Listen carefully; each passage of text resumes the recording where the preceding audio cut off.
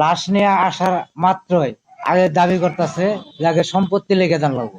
জোরজবরদস্তি করে আমার কাছে সিগনেচার চায়। আমার ছেলে মারা গেছে, লাশ নিয়ে আসার মাত্রই চারোদিক দিয়ে হুট করে লোকজন ধরিয়ে নিয়ে আসে। আসার পরে ছেলের অ্যাম্বুলেন্স থেকে নামার মাত্রই আগে দাবি করতেছে যে আগে সম্পত্তি লিখে দেন লাগবো। আমি কিচ্ছু বুঝলাম না, খালি দেখতেছি আর কিছু, আর খালি অনুভব করতেছি আমার শরীরের ভাবটা কি আপনারা নিজে তো বুঝতে পারেন যে একটা বাবার একটা ছেলে, বড় ছেলে মারা গেলে তার শারীরিক অবস্থার কোন পরিস্থিতিতে থাকে। আবার ওই মুহূর্তে যদি মনে করেন যে এই অভিযোগ নিয়ে যদি একজন আসে, তাইলে তার বাবার অবস্থানটা কোন দিকে দাঁড়ায়, বুঝতে পারছেন আপনারা। তারপরে জোরজবরদস্তি করে আমার কাছে সিগনেচার চায়। তারপরে আমার সেন্স আড়িয়া জায়গা, মানে জোর জবরদস্তি ই করে যে সম্পত্তি লেগে দাঁড়াবো, আমার সেন্স আড়িয়া যায়। দ্বিতীয়তে আমি কোন থেকে কই গেছি আমি নিজেও বলতে পারি না। তারপরে 1-1.5 ঘন্টা পরে আমার সেন্স আসার পরে আমি যাই, আমি জাগনা পেয়ে দিই যে আমি শিবলতলী হাসপাতালে। তারপরে আমি কইছি যে আমি এখানে কেন, আপনার যে সেন্স হারিয়ে গেছিল ওরা।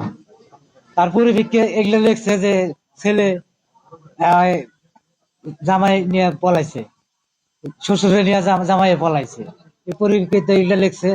আর তৃতীয়তে তাও আমি ফেরত আসতেছি, তারপরে আমার চারিদিক দিয়ে অভিযোগ আসে যে আপনি যে ওখানে যায়েন না, আপনার যে মাইরে ফলাইব। এই যে স্টেপ বাই স্টেপ অনেক কাগজপাতি আছে।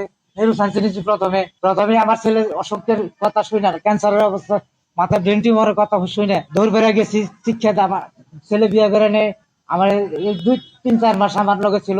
তারপরে বল আমাদের কাছে রিফার করে নিয়ে গেছে গা। ইয়ার মধ্যে আমার কোনো যোগাযোগ রাখে নাই। তারপরে এই 7-8 বছর যায় ওইভাবেই।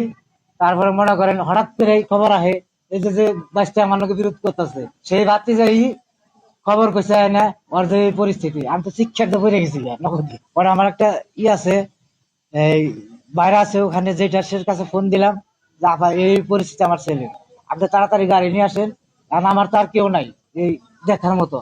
থাকলেও আপনি একটু অর্থহীন আছেন, আপনি টাকা পয়সা নিয়ে আসেন, এখন আর কোন জায়গায় নাম লাগবো নিয়ে আহেন তাড়াতাড়ি। সে ঠিকানা দিছি অমুক জায়গায় আসেন। আমি দূর ফেরে গেছি, আমার যেটা সব জায়গা দেখি গেটে তালা। ওই আমার যে বাইশটাই যে পরিকল্পনাটা নিচ্ছে, ওই বাতি যাই ওরা ফোন নিয়ে গেছে আমাদের বাতিজার নাম হলো সাইফুল। ওই বাতি যাই ওদের ফোন দেয় না করছে তোরা পলা গেটে তালা দেয়া, কিন্তু আসলে যায় না। গেটে ঢুকতাছি, এই একজনে কয় না ঢুকন যাবো না কেন, কয় না একটু পরে ঢুকে। আচ্ছা পরে ঢুকে 5-7 মিনিট পরে তাই গেট গুছিয়ে দিছি। যাই দেখি ওর যে রুমে থাকতো এই রুমে তালা। পরে আমি দেখে অবাক হয়ে পিছিয়ে এসেছি। আমার যেটা সে একটু বুদ্ধিমান লোক, সে আস্তে আস্তে বাড়িওয়ালা সবার কাছে জিজ্ঞাসা করে, আমরা বলতে পারি না।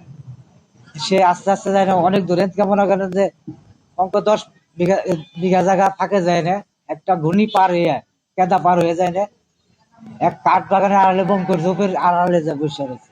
যায় না কইছে তোরা এখানে কেন,